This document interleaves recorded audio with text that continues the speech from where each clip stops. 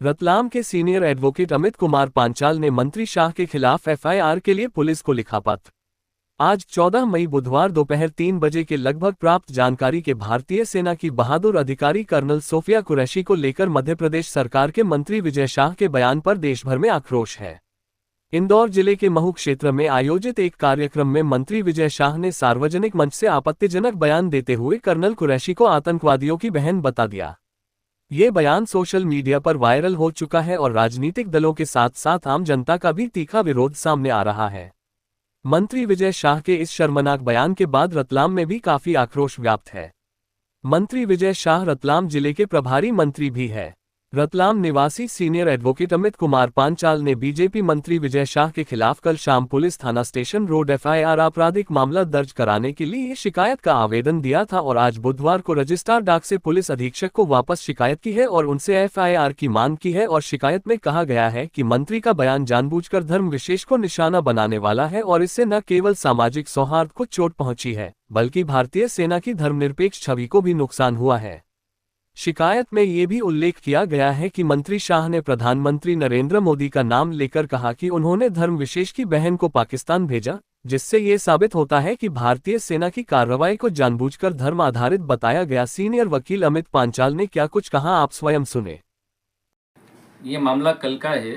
कल महू के एक गांव में कोई कार्यक्रम था जिसमें उषा ठाकुर भी थी, विजय शाह भी थे और दूसरे लोग भी मंच पर बैठे हुए थे। और वहाँ पर विजय शाह ने मंच से सार्वजनिक रूप से कर्नल सोफिया कुरैशी जो हैं उनके बारे में ये बताया कि वो आतंकवादियों की बहन थी और मोदी जी ने आतंकवादियों पर हमला करने के लिए उनको इस तरह से प्रेरित किया और उनको उनके घर में घुस के इस तरह से मतलब अपमानजनक वक्तव्य उन्होंने दिया। और जिस समय वो वक्तव्य दे रहे थे उस समय उषा ठाकुर भी मंच पे बैठी थी और दूसरे भी कार्यकर्ता बैठे थे जो तालियां बजा रहे थे और हंस रहे थे।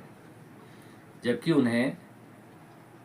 जब उन्होंने पदभार ग्रहण किया था तो राज्यपाल महोदय ने उन्हें जो शपथ दिलाई थी संविधान की रक्षा करने की, बगैर किसी भेदभाव के अपने कर्तव्य का पालन करने की, अपने संवैधानिक कर्तव्य का पालन करने की, तो वहाँ पर अपने कर्तव्य का पालन नहीं करते हुए वे एक धर्म विशेष के लोगों को अपमानित करने के लिए और उनमें वैमनस्य पैदा करने के लिए, सेना में विद्रोह पैदा करने की नीयत से, भारतीय सेना में सभी धर्म के लोग हैं, वो ये बताना चाह रहे थे कि हमने जो है एक धर्म विशेष के व्यक्ति का उपयोग धर्म विशेष के लोगों को नष्ट करने के लिए किया।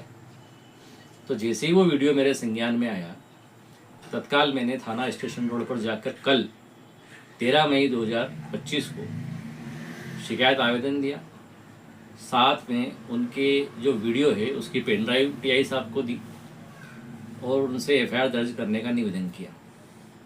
लेकिन सामान्य सी एक बात है, प्रक्रिया है कि रतलाम जिले के प्रभारी मंत्री के विरुद्ध रतलाम के किसी थाने में एफआईआर दर्ज होना एक बड़ी विचित्र बात होती है। तो मुझे लगा तो उन्होंने इनकार कर दिया उससे कि आप एप्लीकेशन दे जाइए, हम इसको दिखवाते हैं।